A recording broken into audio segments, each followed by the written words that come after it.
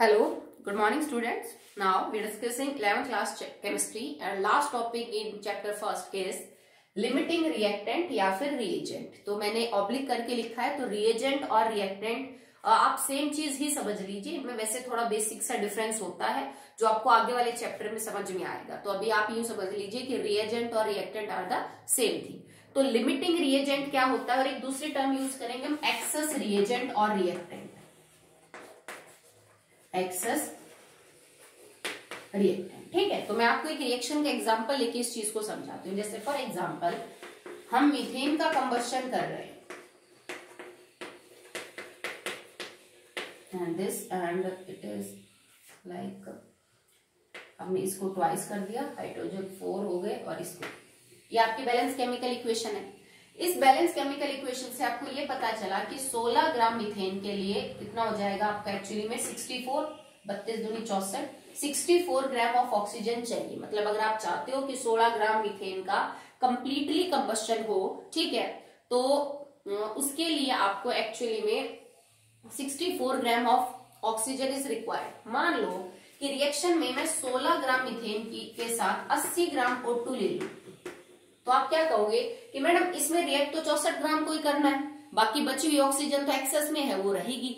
तो जब किसी रिएक्शन में कोई रिएक्टेंट रिएक्शन पूरी होने के बाद भी बच जाता है, मतलब आपने वो ज्यादा ले रखा था जरूरत से, स्टीचियोमेट्री ऑफ रिएक्शन के हिसाब से वो ज्यादा था, तो इस रिएक्टेंट को हम बोलेंगे इट इज एक्सेस रिएक्टेंट, ये जरूरत से ज्यादा है। जबकि वो रिएक्टेंट जो किसी रिएक्शन के दौरान पूरी तरह खर्च हो जाता है, ठीक है, जो मतलब कंप्लीटली रिएक्ट कर चुका और जिसका अमाउंट बचता नहीं है, उसको हम बोलते हैं लिमिटिंग रिएजेंट और रिएक्टेंट, ठीक है। जैसे 80 ग्राम ऑक्सीजन के साथ 16 ग्राम मीथेन पूरी तरह जल जाएगा, ठीक है, जबकि इसमें अभी भी आपका बचा हुआ है, तो ये एक्सेस रिएजेंट है, ये आपका लिमिटिंग है। अगर मैं दूसरा केस ले लेती, मान लीजिए मैं 20 ग्राम तो मीथेन लेती और मैं 64 ग्राम ऑक्सीजन लेती, तो अपोजिट हो जाता। अब 20 ग्राम नहीं, देखो बेटा 16 ग्राम ही खर्च होगा, क्योंकि जो ऑक्सीजन का अमाउंट तुमने ले रखा है उतनी ऑक्सीजन खाली 16 ग्राम मीथेन का कंबशन कर सकती है। तो इसमें से 16 ग्राम तो जो है वो रिएक्ट कर जाता, पर इसमें से 4 ग्राम अनरिएक्टेड रह जाता। अब तुम्हारी मीथेन हो जाती है एक्सेस रिएक्टेंट और तुम्हारा ऑक्सीजन क्या रह जाता बेटा, लिमिटिंग रिएक्टेंट, ठीक है। तो ये कोई फिक्स नहीं होते हैं, वो तो अमाउंट के ऊपर डिपेंड करता है कि आपने कौन सा ज्यादा ले रखा है। रिएक्शन की स्टीचियोमेट्री के हिसाब से जो रिएक्टेंट पूरी तरह खर्च हो गया रिएक्शन पूरी होने के बाद, वो आपका लिमिटिंग रिएजेंट है, ठीक है। मतलब जितनी जरूरत थी उतना ही आपने ले रखा था, लिमिट में लिया था उसको। एक्सेस का मतलब है कि रिएक्शन पूरी होने के बाद भी वो रिएक्टेंट अभी बचा हुआ है, आपने उसको जरूरत से ज्यादा लिया था, ठीक है, तो उसको हम बोलते हैं एक्सेस रिएजेंट, ठीक है। तो थ्योरी तो इसमें इतनी ही है। इसमें आगे न्यूमेरिकल्स है, तो न्यूमेरिकल्स कैसे करेंगे, आपको कोई इक्वेशन बताई जाएगी, इन वर्ड्स या फॉर्मूले में लिखी जाएगी, फिर आपसे ये पूछा जाएगा बेटा मैंने इतने ग्राम ये रिएक्टेंट लिया, उतने ग्राम ये लिया, बताओ इनमें से लिमिटिंग रिएजेंट कौन है, इनमें से एक्सेस रिएजेंट कौन है, या फिर इतने ग्राम रिएक्टेंट के लिए आपको कितने ग्राम चाहिए दूसरा रिएक्टेंट। इस टाइप के जो क्वेश्चन है वो आपसे पूछे जाएंगे, ठीक है। तो चलिए सॉल्व करते हैं with the first unsolve, that is actually an NCERT question. तो एनसीईआरटी का है और सॉल्व दे रखा है, पहले हम उसको सॉल्व करते हैं। 50 kg नाइट्रोजन गैस, मतलब नाइट्रोजन गैस है 50 kg। Next 10 kg hydrogen gas, आपस में रिएक्ट कर रहे हैं, हाइड्रोजन गैस है 10 kg टू प्रोड्यूस अमोनिया, ठीक है, तो अमोनिया बन रही है।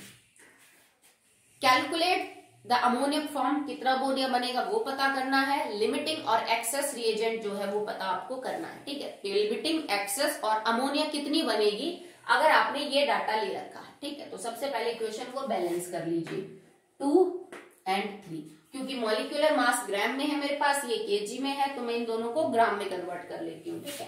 तो ये हो जाएगा 10,000 ग्राम और ये हो जाएगा आपका 50,000 ग्राम, सिंपल सी बात है।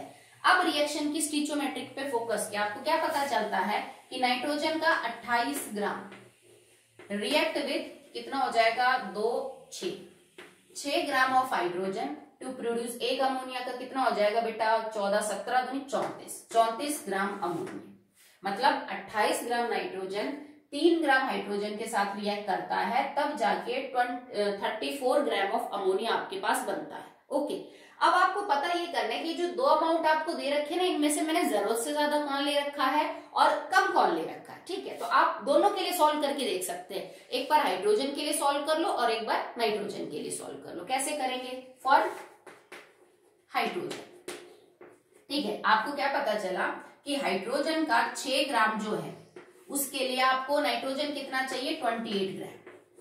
In this reaction, for reacting completely 6 gram of hydrogen, I need 28 gram of nitrogen. 6 gram hydrogen को पूरी तरह रिएक्ट करने के लिए 28 ग्राम नाइट्रोजन की जरूरत है। तो 6 gram required 28 gram of nitrogen.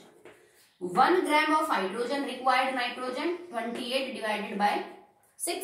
और हमारे पास एक्चुअली में हाइड्रोजन है क्या? 10,000 ग्राम। तो 10,000 ग्राम हाइड्रोजन को पूरी तरह रिएक्ट करने के लिए कितने ग्राम नाइट्रोजन चाहिए? हमने मल्टीप्लाई कर दिया 10,000। ठीक है, तो अब आप इसको सॉल्व कर लीजिए। ठीक है, सो दैट विल बी 14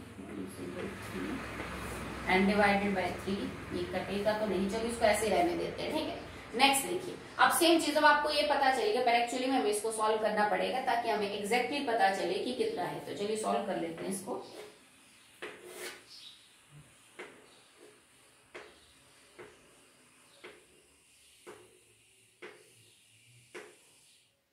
ठीक है, it will be like this, that will B 46666.6। Answer will be approximate 46,666 gram. 46,666 gram approximately है। मतलब 10,000 ग्राम हाइड्रोजन को कंप्लीटली रिएक्ट करने के लिए मेरे को इतने ग्राम नाइट्रोजन चाहिए, पर तुम्हें नाइट्रोजन तो 50,000 ग्राम दे रखी है, मतलब नाइट्रोजन एक्सेस में मौजूद है। ठीक है, आप सेम चीज एक बार नाइट्रोजन के लिए भी करके देख लीजिए। ठीक है, फॉर नाइट्रोजन। ठीक है, सो आप इसको यूं लिखेंगे that 28 gram of nitrogen required hydrogen 6 ग्राम। ठीक है, 1 gram of nitrogen required hydrogen divided by 28। और एक्चुअली में तुम्हारे पास नाइट्रोजन कितने ग्राम मौजूद है? 50,000। तो 50,000 के लिए आपको हाइड्रोजन कितनी चाहिए होगी? आप इसको सॉल्व कर लीजिए।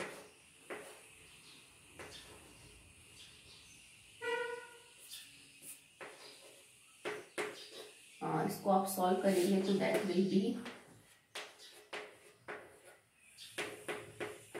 And divided by 40। ठीक है, तो आप इसको सॉल्व करेंगे तो आपका आंसर आएगा, I think that will be like 1। तो ये कुछ 10,000 के you solve for it will be, आप इसको सॉल्व करके देख लीजिए, इट विल बी 107 कुछ ऐसे आएगा। तो यहाँ पे जो आपका आंसर है इट इज मोर देन 10,000। आपका जो भी उत्तर आएगा वो 10,000 से ज्यादा है। इसका मतलब 50 ग्राम नाइट्रोजन के लिए जो हाइड्रोजन चाहिए that will be more than 10,000 ग्राम, पर हमारे पास तो 10,000 ग्राम है। तो मतलब ये तो एक्सेस में नहीं है हाइड्रोजन, तो एक्सेस में कौन है? नाइट्रोजन। क्योंकि 10,000 ग्राम के लिए नाइट्रोजन जो है वो आपको 46,000 ग्राम चाहिए, ये ज्यादा है। जबकि इतने ग्राम के साथ रिएक्ट करने के लिए हाइड्रोजन 10,000 से ऊपर चाहिए, जो कि हमारे पास नहीं है। ठीक है, तो फर्स्ट क्वेश्चन का तो आंसर हो चुका कि ammonia is present in excess, जबकि हाइड्रोजन आपका लिमिटिंग रिएजेंट है। और एक चीज बहुत ध्यान से सोचना कि जब भी प्रोडक्ट बनेगा, प्रोडक्ट हमेशा लिमिटिंग रिएजेंट के हिसाब से बनता है, एक्सेस के हिसाब से नहीं बनता। मैंने जो अभी आपको मीथेन की कंबशन की रिएक्शन बताई, उसमें जो चीज लिमिट में थी वही डिसाइड कर रही थी प्रोडक्ट कितना बना। क्योंकि जो चीज फालतू है वो तो फालतू पड़ी रहेगी, उस फालतू रिएक्टेंट के साथ रिएक्ट करने के लिए दूसरा रिएक्टेंट तो नहीं है ना, तो प्रोडक्ट कहां से बनेगा? तो हमेशा लिमिटिंग रिएजेंट ही डिसाइड करता है कि what amount of product will be form. तो अब अगर मुझे ये पता करना है कि अमोनिया कितना बनेगा, तो मुझे हाइड्रोजन पे फोकस करना पड़ेगा, क्योंकि वो लिमिटिंग रिएजेंट है। अगर मैं अमोनिया के हिसाब से नाइट्रोजन के हिसाब से अमोनिया का प्रोडक्ट बनाऊंगी तो वो गलत हो जाएगा, क्योंकि इतनी नाइट्रोजन के साथ रिएक्ट करने के लिए हमारे पास हाइड्रोजन 10,000 से ज्यादा नहीं है। तो आप प्रोडक्ट कैसे बना दोगे फिर अमोनिया का नाइट्रोजन के हिसाब से? हम हाइड्रोजन के हिसाब से प्रोडक्ट बनाएंगे। तो अब देखिए,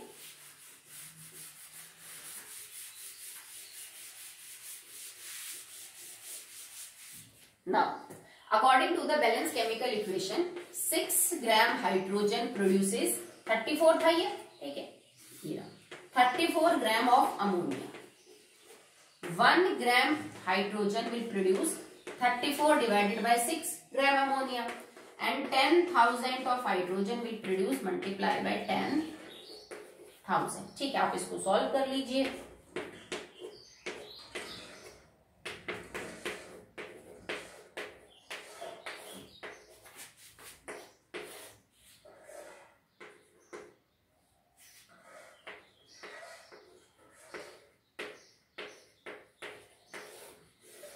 That will be I think 5, 6 KG में निकाल रहे हो तो आप इसको केजी में सॉल्व कर सकते हो। आपका जो जैसे इसमें आंसर तो आपका आंसर लगभग 56, इसको राउंड ऑफ कर सकते हो, 0.66 दे रखा है तो राउंड ऑफ कर देंगे, तो लगभग आपका जो है वो 56 केजी के आसपास जो है वो उत्तर आएगा। ठीक है, तो इससे हमने ये पता किया कि actually what mass of ammonia will be produced अगर आप पे जो हाइड्रोजन है आपके केस में वो क्या है, आपका लिमिटिंग रिएजेंट है। तो 1000 ग्राम ऑफ हाइड्रोजन विल डिसाइड कि एक्चुअली में जो कितना अमोनिया है वो बाहर निकलेगा। आप इसको सॉल्व कर लीजिएगा, कैलकुलेशन चेक कर लीजिएगा। ठीक है, आई थिंक ठीक है, हाँ इसको सॉल्व करना है बस आपको। ठीक है, तो आप इसको सॉल्व कर लीजिएगा।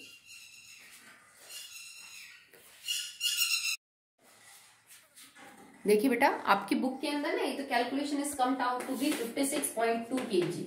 वो क्यों आ रहा है, क्योंकि हमने हाइड्रोजन का जो गैस का मास लिया दैट इज 2, इसने एग्जैक्टली ले रखा है 2.016 ग्राम, तो उसमें कंफ्यूज नहीं होना, अक्सर हम 2 ही लेते हैं, बट इसने एग्जैक्ट ले रखा है क्योंकि हाइड्रोजन का ये होता है 1.008 ग्राम एग्जैक्ट। ठीक है, तो उसने वो लेके जो आपका मास आएगा हाइड्रोजन गैस का दैट विल बी 2.016, उससे लेके सॉल्व कर रखा है। तो आपका आंसर थोड़ा सा लगाएगा, हमारा आ रहा था 56.7 क्योंकि 66 था, इसका आ रहा है 56.2, वो सिर्फ उस डाटा की वजह से हो रहा है। So no problem at all, okay, because ये कहीं मेंशन ना किया हो तो हम हाइड्रोजन का 2 ही लेते हैं। ठीक है, चलिए अब अगला कर लेते हैं। अभी मैं आपको सॉल्व करवा रही थी, इस पे एक और सॉल्व कर लेते हैं क्योंकि इसमें शायद 4 ही है, फिर अनसॉल्व करेंगे।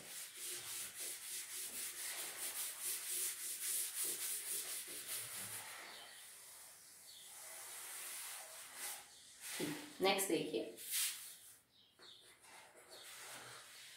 what is the mass of precipitate formed when 50 ml of 17% solution AgNO3, 50 ml 17% AgNO3 का aqueous solution है, उसको आपने मिक्स कर रखा है with 50 ml 11.6 50 ml 11.6 NaCl aqueous solution, मतलब रिएक्शन इज दिस NaCl।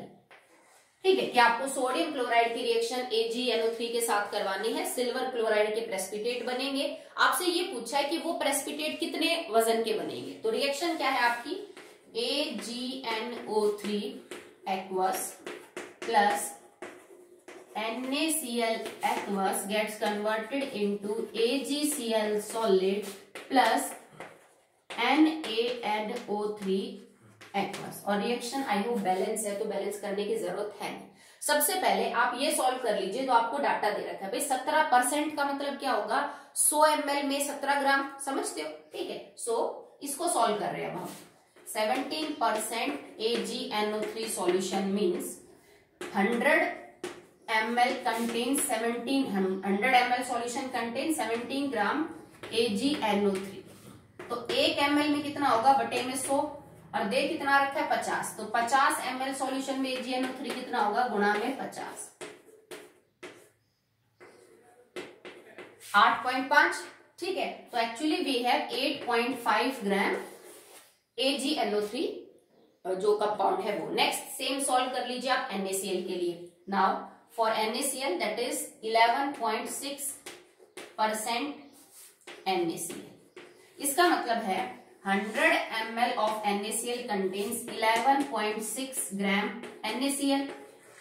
ठीक है, 1 ml will contain divided by 100, और वॉल्यूम इसकी भी आपको 50 दे रखी है, तो 50 ml will contain multiply by 50, so that will be 2, और आप इसको सॉल्व करने के लिए लिख सकते हैं 1160 डिवाइडेड बाय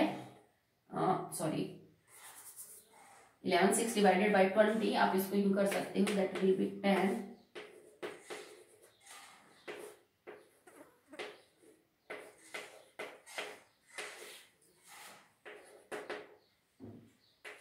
5.8, ठीक है। तो दूसरे का आंसर आ जाएगा आपका 5.8 ग्राम। तो हमें ये पता चल गया that we have actually AgNO3 is 8.5 gram and we have 8.5 और आपके पास NaCl जो है वो 5.8 ग्राम है। अब आप चाहो तो इसके मोल्स भी निकाल सकते हो यहाँ से, ठीक है। अगर आपको मास गिवन पता है तो हम इनके मॉलिक्यूलर मास से डिवाइड करके इनके मोल्स निकाल सकते हैं, ठीक है। तो 8.5 को तो आप डिवाइड कर दो with the molecular mass of AgNO3, आपके यहाँ से मोल्स निकल के आ जाएंगे। आप इसको डिवाइड कर दो विद द NaCl, तो देखो सिंपल ये कट हो जाएगा। 5.8 को हमें एक्चुअली में 58.5 से जो है वो सॉल्व करना है, तो इसके तो मोल्स आ जाएंगे 0.1 NaCl के मोल। जब आप सिल्वर नाइट्रेट के लिए सॉल्व करोगे तो आपके मोल आएंगे 0.05, ठीक है। तो आप सॉल्व कर लेना। सिल्वर का 109 होता है, सॉरी 8 होता है, 107.9 के आसपास है, तो आप 108 लेके कर सकते हो। तो इसके मोल निकल के आएंगे सिल्वर नाइट्रेट के 0.05 और इसके मोल निकल के आएंगे आपके 0.1। अब आप ये चेक करना कि लिमिटिंग और एक्सेस कौन है। मेरे पास इसके जो मोल है दैट विल बी 0.05 और इसके मोल है 0.1। इक्वेशन को देख के ये पता चलता है कि इसका मोल इसके एक मोल के साथ रिएक्ट करता है और तब जाके इसका एक मोल बनता है। अब तुमने अगर ये मोल कम है और ये ज्यादा है तो कम के हिसाब से प्रोडक्ट बनेगा ना, ज्यादा के हिसाब से थोड़ी ना बनेगा। जो ज्यादा NaCl हमने ले रखा है वो वेस्ट रहेगा, एक्सेस में प्रेजेंट रहेगा। तो लिमिटिंग रिएजेंट तो ये है, साफ पता चल रहा है, क्योंकि कम मोल्स इसके हैं, इसके ज्यादा है। ये चीज अलग हो सकती थी अगर इनकी बैलेंसिंग में कोई नंबर लगता, पर क्योंकि ये रिएक्शन बिल्कुल सिंपल है, एक एक मोल के हिसाब से बैलेंस है, तो इसके एक मोल के लिए इसका एक मोल चाहिए, तो इसके 0.05 के लिए इसका 0.05 चाहिए, जबकि ये तो ज्यादा है। NaCl के 0.1 के लिए इसका 0.1 चाहिए, जबकि हमारे पास तो बहुत कम है। तो ये एक्सेस में मौजूद है और ये हमारा लिमिटिंग है, तो लिमिटिंग के हिसाब से प्रोडक्ट बनाएंगे। अब आप देखो, अगर AgNO3 का एक मोल AgCl बनाता है तो इसके 0.05 मोल कितना मोल बनाएंगे AgCl का 0.05, तो मतलब AgCl कितना बनेगा 0.05 multiply by the mass of AgCl। AgCl का मास क्या हो जाएगा 108 प्लस में 35.5,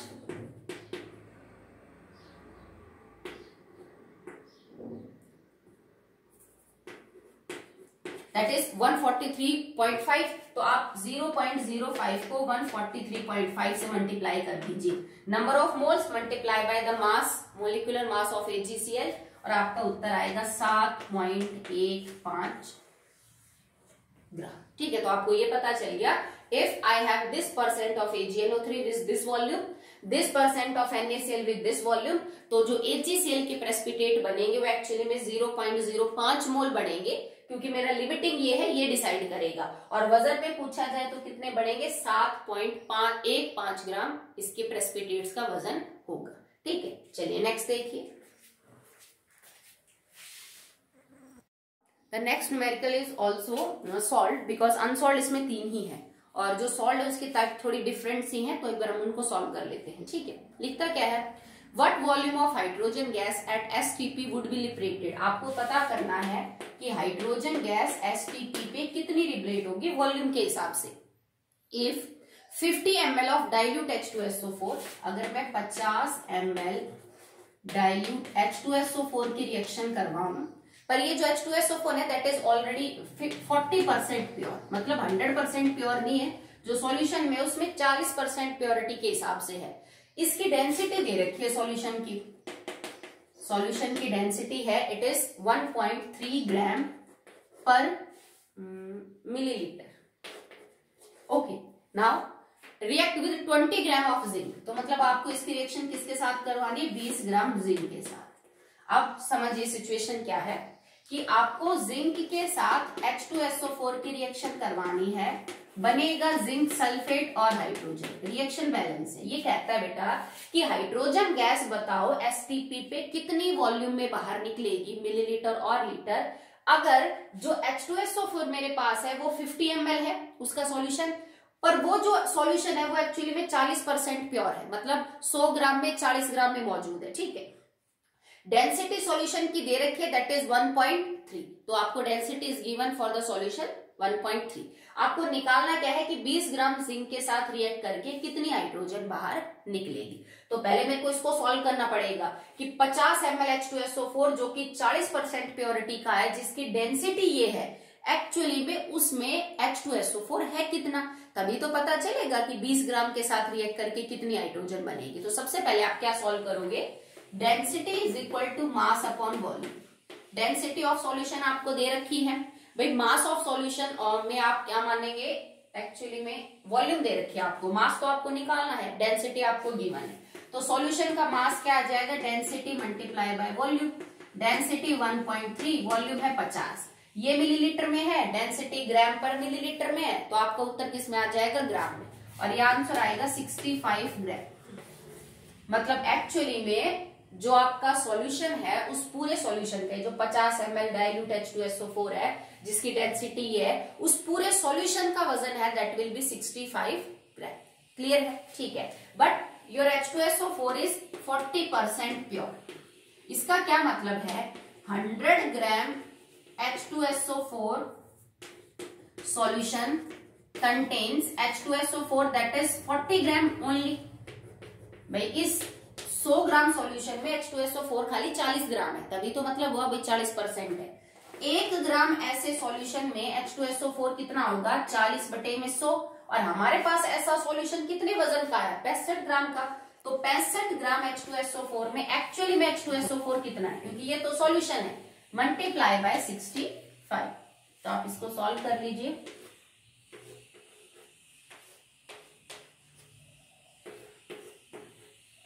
आई थिंक 26 ग्राम, ठीक है। तो मेरे को ये पता चल गया कि 26 ग्राम H2SO4 एक्चुअली में इस सॉल्यूशन में प्रेजेंट है। क्लियर है। अब आप रिएक्शन के स्टोइचियोमेट्री को देखिए। जिंक का जो मास है बेटा वो होता है मॉलिक्यूलर 65 ग्राम जिंक के लिए 98 ग्राम H2SO4 रिक्वायर्ड होता है, ठीक है। मतलब अगर आपको 65 ग्राम ऑफ जिंक की रिएक्शन करवानी है कंप्लीटली, तो उसके लिए मुझे 98 ग्राम H2SO4 चाहिए। तो सबसे पहले तो मेरे को लिमिटिंग और एक्सेस रिएजेंट जो है वो आइडेंटिफाई करने पड़ेंगे, क्योंकि लिमिटिंग के हिसाब से फिर आपका क्या बनेगा बेटा, प्रोडक्ट बनेगा। बट एक्चुअली में आप इसमें 1 सेकेंड, अभी तुम्हारे पास 26 ग्राम है और 20 ग्राम जिंक है। चलो पहले लिमिटिंग और एक्सेस रिएजेंट पता कर लेते हैं, फिर करते हैं। इसको मैं मिटा देती हूँ, ये हम सॉल्व कर चुके हैं। इसको सॉल्व करके हमने क्या निकाला, दैट H2SO4 हमारे पास 26 ग्राम है और ये एक्चुअली में हमारे पास 20 ग्राम है, ठीक है। अब आप इसको देखो स्टोइचियोमेट्री से, हमें 65 ग्राम जिंक के लिए 98 ग्राम H2SO4 की रिक्वायरमेंट है। तो दोनों के लिए करके देख लो कि इतने H2SO4 के लिए कितना जिंक चाहिए या इतने जिंक के लिए कितना H2SO4 चाहिए। दोनों तरीकों से पता कर सकते हो, कौन लिमिटिंग कौन एक्सेस है, ठीक है। जैसे मान लो 65 gram zinc required H2SO4 98 gram, 1 gram required divided by 65 and 20 gram required multiply by 20। तो तुम्हें पता चल जाएगा कि 20 ग्राम जिंक को पूरी तरह रिएक्ट करने के लिए कितना H2SO4 चाहिए। चलिए हम इसको सॉल्व कर लेते हैं। Then and now it will be solved like 98 multiplied by 4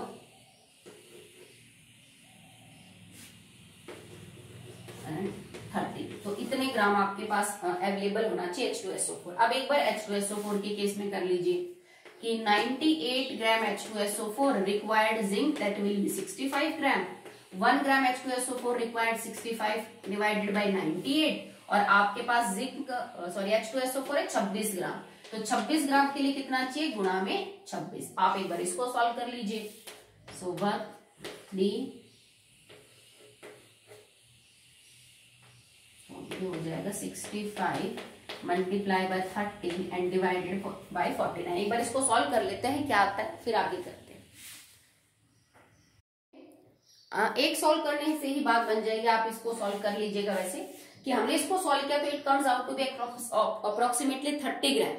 कि अगर आपको 20 ग्राम जिंक की रिएक्शन करवानी है तो लगभग 30 ग्राम आपको H2SO4 चाहिए, पर हमारे पास H2SO4 कितना है, 26 ग्राम। तो इससे तो ये कंफर्म हो गया कि H2SO4 इज लिमिटिंग रिएजेंट। क्योंकि 20 ग्राम जिंक के साथ रिएक्ट करने के लिए मेरे को 30 ग्राम चाहिए, जबकि है 26 ग्राम। तो इसका मतलब जिंक तुमने फालतू ले रखा है। यहाँ तुम 26 ग्राम के हिसाब से पता करोगे तो जो तुम्हारा आंसर है वो 20 से कम आएगा, ठीक है, क्योंकि तुमने जिंक फालतू ले रखा है। 26 ग्राम H2SO4 के हिसाब से जिंक कितना नहीं लगेगा। तो इससे पता चल जाएगा ये एक्सेस रिएजेंट है और ये लिमिटिंग है। तो लिमिटिंग के हिसाब से प्रोडक्ट बनेगा। अब आपको हाइड्रोजन की वॉल्यूम पता करनी है, तो देखो 98 ग्राम इसका 1 मोल है और वो एसटीपी पे कितनी वॉल्यूम रिलीज करेगा, 22,400 मिलीलीटर। 1 ग्राम कितनी करेगा बटे में 98, और है कितना हमारे पास 26 ग्राम, तो 26 ग्राम कितनी करेगा मल्टीप्लाई बाय 26, ठीक है। आप चाहो तो आंसर को मिलीलीटर में निकालो, चाहे तो आंसर को लीटर में, तो लगभग आपका आंसर 5.94 लीटर आएगा, ठीक है। तो इसका मतलब आप इसको लीटर में ले लीजिए, यहाँ पे 22.4 लीटर, ठीक है। तो हमने पता किया कि H2SO4 के 1 मोल से 1 हाइड्रोजन का मोल बाहर होता है, तो मतलब 98 ग्राम 22.4 लीटर रिलीज करेगा एसटीपी पे। तो 1 कितना करेगा डिवाइडेड बाय 22.4, और हमारे पास एक्चुअली में लिमिटिंग रिएजेंट H2SO4 है जो कि प्रेजेंट है एज 26 ग्राम। तो 26 ग्राम के हिसाब से आपकी हाइड्रोजन की वॉल्यूम बाहर निकलेगी 5.94 लीटर। ओके, समझ आया आपको? ठीक है, चलिए आगे देखिए। बहुत इजी न्यूमेरिकल है बेटा, कुछ नहीं करना आपको। थोड़ा मॉल कॉन्सेप्ट यूज करेंगे, कुछ यूनिटरी मेथड यूज करेंगे कि वो जो एक के लिए होते हैं, उसके बाद आपको एलिमेंट्स का एटॉमिक मास, मॉलिक्यूलर मास ये पता होना चाहिए, बस फिर कर सकते हैं। अब जिसमें इस बच्चे में किसी को अगर मॉलिक्यूलर मास, एटॉमिक मास से दिक्कत है ना, तो फिर प्रॉब्लम आएगी, आपको पता ही नहीं चलेगा कि किसके लिए कितने की जरूरत है, ठीक है। तो चलिए, अब मैंने सॉल्व करवा दिया, अभी भी बचता है, शायद 1 बचता है या 2 बचते हैं, तो वो आप कर लेना, ठीक है, क्योंकि इसमें सॉल्व ज्यादा थे और अनसॉल्व कम दे रखे थे। अब मैं अनसॉल्व करवा रही हूँ। अनसॉल्व का फर्स्ट न्यूमेरिकल है बेटा, if 20 gram of calcium carbonate is treated with 20 gram HCl, how many grams of CO2 will be produce. हमें करना क्या है, कैल्शियम कार्बोनेट की रिएक्शन HCl के साथ करवानी है और बैलेंस करते हैं, CaCl2 H2O CO2। Okay, balance करने के लिए यहाँ 2 हो जाएगा बस, आई थिंक बाकी सब ठीक है। तो कह रहा है कि अगर आपके पास 20 ग्राम कैल्शियम कार्बोनेट और 20 ग्राम ही HCl है, तो कितना CO2 बाहर निकलेगा। सो 20 ग्राम ये दे रखा है और 20 ग्राम ये। इक्वेशन की स्टीचोमेट्री से 100 ग्राम CaCO3 रिएक्ट करता है 73 ग्राम HCl के साथ। भाई 36.51 का हो जाएगा, तो आप 2 से मल्टीप्लाई करेंगे तो इसका आ जाएगा 73, और इसका मॉलिक्यूलर मास 100 है, तो 100 ग्राम कैल्शियम कार्बोनेट के लिए 73 ग्राम HCl आपको चाहिए। एक बार हम ये पता कर लेते हैं कि लिमिटिंग और एक्सेस कौन है, क्योंकि वही पता करेगा प्रोडक्ट आपका CO2 कितना बनेगा। सो CO3 के केस में 100 ग्राम के लिए आपको जो HCl चाहिए दैट इज 73, 100 ग्राम CaCO3 के लिए आपको 73 ग्राम HCl चाहिए। 1 ग्राम के लिए कितना चाहिए बटे में 100, और 20 ग्राम के लिए कितना चाहिए गुणा में 20।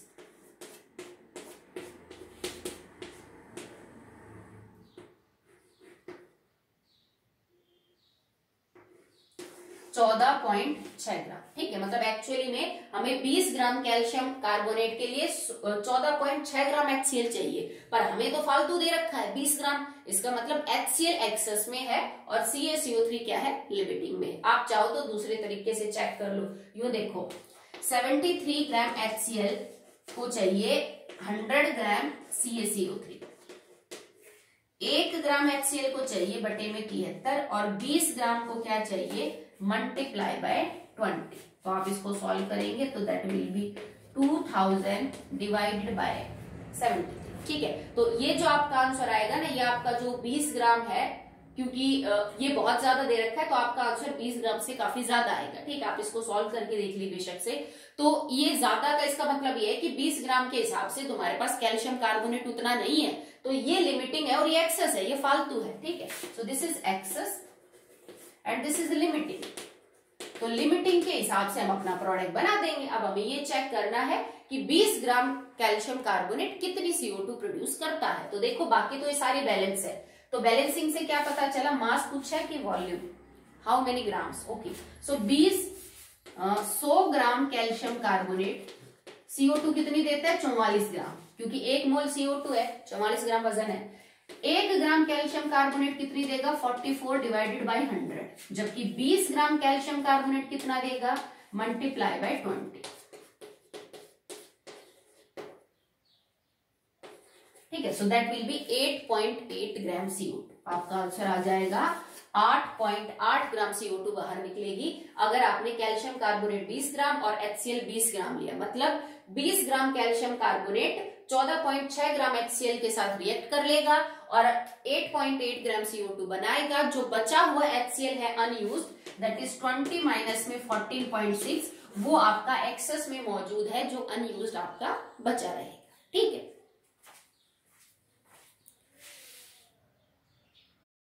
the next unsolved numerical is, it is number 2.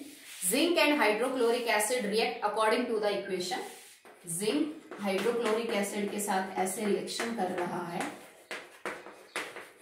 Balance करने के लिए।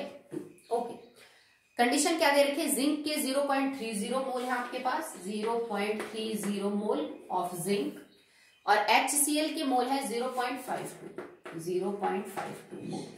ओके, एंड इट इज आपसे पूछा जा रहा है व्हाट वॉल्यूम ऑफ या मोल्स हाइड्रोजन गैस के कितने बाहर निकलेंगे। ठीक है, इस इक्वेशन के अकॉर्डिंग आपको दिया गया है कि जिंक के 0.30 मोल है, 0.52 मोल है आपके पास HCl के। ये बताइए कि एक्चुअली में जो हाइड्रोजन है वो कितनी प्रोड्यूस होगी। ठीक है, तो सबसे पहले इसको अगर आप चेक करो इक्वेशन की बैलेंसिंग से, तो जिंक के 1 मोल के लिए मुझे 2 मोल HCl के चाहिए होंगे।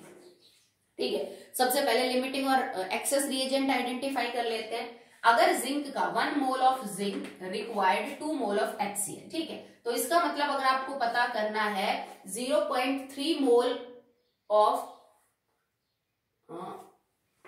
अगर एक के लिए इतना है तो 0.3 मोल जिंक विल रिक्वायर्ड HCl कितना हो जाएगा बेटा। देखो इसको हम ऐसे सॉल्व कर लेंगे। ठीक है, सो जिंक 0.3 मोल जिंक के लिए आपको कितने मोल HCl चाहिए, 0.30 multiply by 2, that will be 0.60 moles of HCl।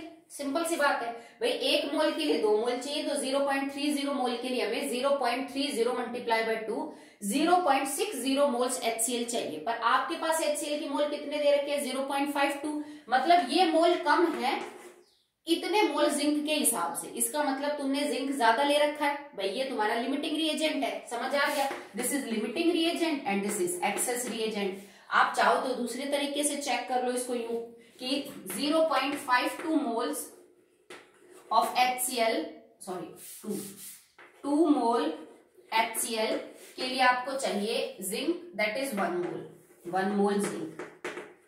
आपको 1 मोल HCl के लिए चाहिए होता बटे में 2, और आपको 0.52 मोल के लिए चाहिए होता मल्टीप्लाई बाय 0.52। तो आप इससे भी सॉल्व करके ये बात पता कर सकते हो कि HCl ही आपका लिमिटिंग रिएजेंट है और जिंक आपका एक्सेस रिएजेंट होगा। ठीक है, अब आपको पता करना था मास। तो देखो अब बैलेंस केमिकल इक्वेशन से क्या पता चलता है, इसके 2 मोल हाइड्रोजन का 1 मोल बनाते हैं। ठीक है, तो आप इसको यूं सोल्व करो, 2 moles of HCl will form 1 mole hydrogen. इसका 1 मोल कितनी हाइड्रोजन बनाएगा, 1 डिवाइडेड बाय 2 मोल हाइड्रोजन, और इसका 0.52 मोल कितनी बनाएगा मल्टीप्लाई बाय 0.52। तो आप इसको सॉल्व करेंगे तो यह आ जाएगा आपका, दैट विल बी 0.26। ठीक है, सो 1 सेकेंड, 1 मिनट बेटा, I will check. Yeah, it correct. It is 0.26. I don't know why it is given like 0.36. मेरे हिसाब से 0.26 ही होना चाहिए बेटा। कैलकुलेशन सिंपल है, कोई बहुत बड़ी इसमें चीज है नहीं। ठीक है, तो इसका आंसर 0.26 होगा। ओके, सो मैंने आपको जो सॉल्व है वो 4 करवा दिए हैं, अनसॉल्व 2 करवा दिए हैं। तो एक अनसॉल्व और आई थिंक 1 या 2 आपके सॉल्व बचते हैं, वो आप कर लीजिएगा। फिर मेरी तरफ से आपका जो चैप्टर फर्स्ट है वो आपका कंप्लीट है। ठीक है, फिर नेक्स्ट टाइम से हम स्टार्ट करेंगे with the second chapter. But उससे पहले, क्योंकि बीच में अभी 2 दिन बाद संडे भी आएगा, तो आपका होमवर्क है राइटिंग का, आप वो कर लेना। जैसे ही फर्स्ट चैप्टर खत्म होता है, आपकी बुक में पीछे क्वेश्चंस दे रखे हैं जिनके ऊपर हेडिंग मिलेगी आपको NCERT एक्सरसाइज क्वेश्चन आपको मिलेंगे, एनसीईआरटी टेक्स्ट प्रॉब्लम्स, ठीक है, और एक आपको मिलेंगे एनसीईआरटी एग्जाम्पलर, ठीक है। ये 3 टाइप के क्वेश्चन मिलेंगे आपको। जैसे ही चैप्टर खत्म होता है आप पलट के देखेंगे तो सॉल्व मिलेंगे सारे आपको, ठीक है। इसमें थ्योरी के क्वेश्चन भी होंगे और न्यूमेरिकल्स भी हो सकते हैं। ये एनसीईआरटी एग्जाम्पलर आपको एमसीक्यू टाइप क्वेश्चन भी मिलेंगे। सो एनसीईआरटी के क्वेश्चन बहुत इंपॉर्टेंट होते हैं बेटा 11th और 12th में। आपने पूरा चैप्टर पढ़ लिया, उसके बाद एनसीईआरटी के क्वेश्चन कंपल्सरली सॉल्व करना है आपको, ठीक है। तो आपका काम क्या है, क्योंकि ये क्वेश्चन तो बहुत सारे हैं, एक दिन में आपसे नहीं हो पाएंगे, ठीक है।